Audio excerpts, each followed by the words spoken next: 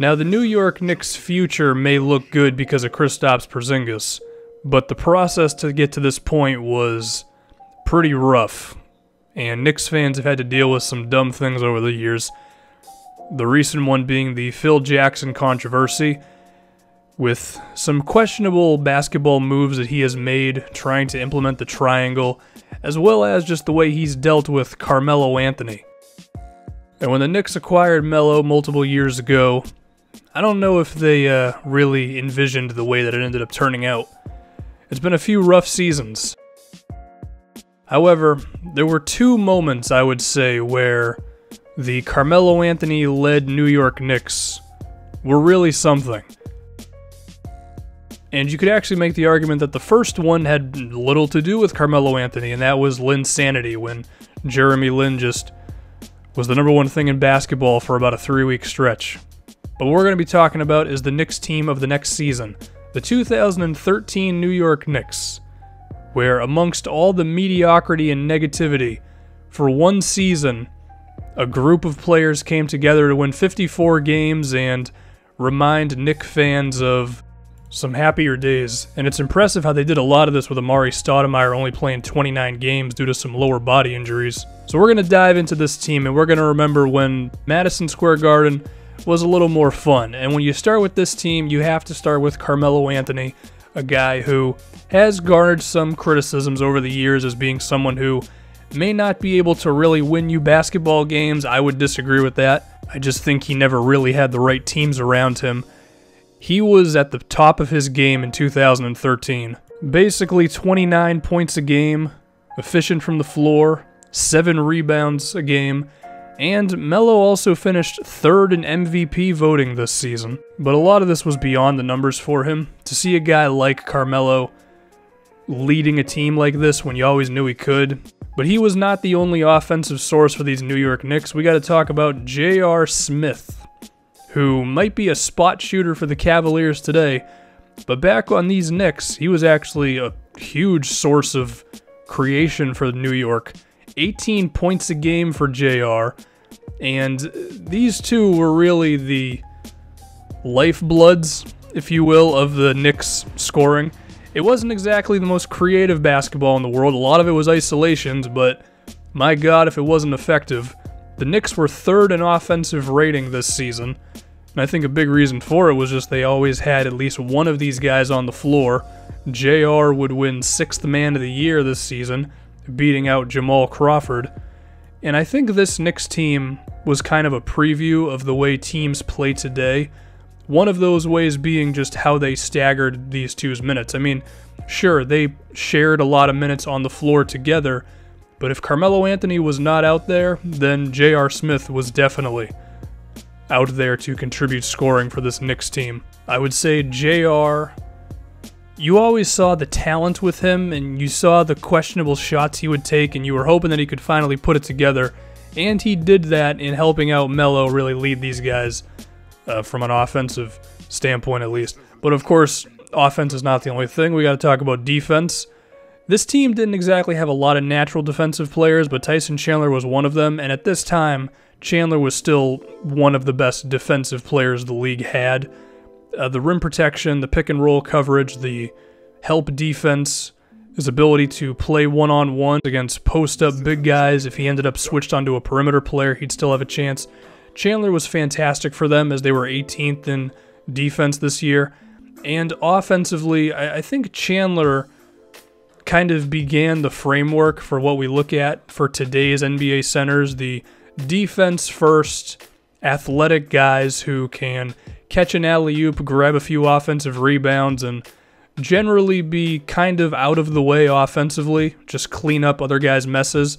Very good pick-and-roll big man as well. His impact went beyond the numbers, and his numbers were already pretty good, but when we're talking about impact, did anybody mean more to this Knicks team than Jason Kidd? Well, here's a quote from Carmelo that I think sums it up. The year that Jason Kidd was not on the Knicks, the next season, Melo said, "He was a leader by example on the court. His hard work, his play, everyone fed off of that. And everyone led in their own way. And now we do miss that." So when Jason Kidd was gone, a void was left that the Knicks were not able to replace.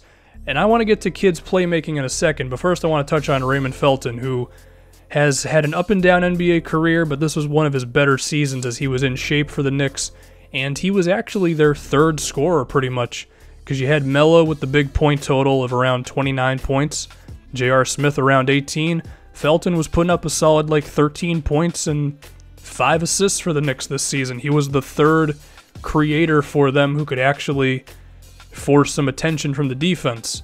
And Felton, he's had some weight problems in his career, sure, and Knicks fans overall might not have good things to say about the guy, but for this season at least, Raymond Felton was a not bad NBA point guard, and combined with Carmelo Anthony and J.R. Smith being at the top of their games, that was all you needed.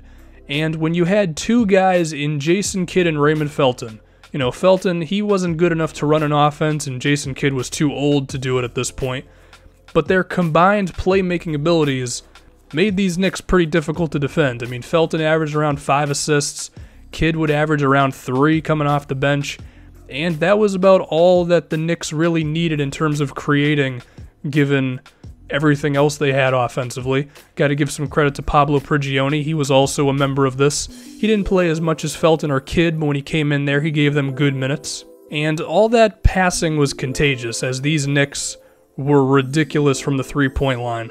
They attempted 29 three-pointers a game, which was tied for first with the Houston Rockets, but they also led the league in three-point makes.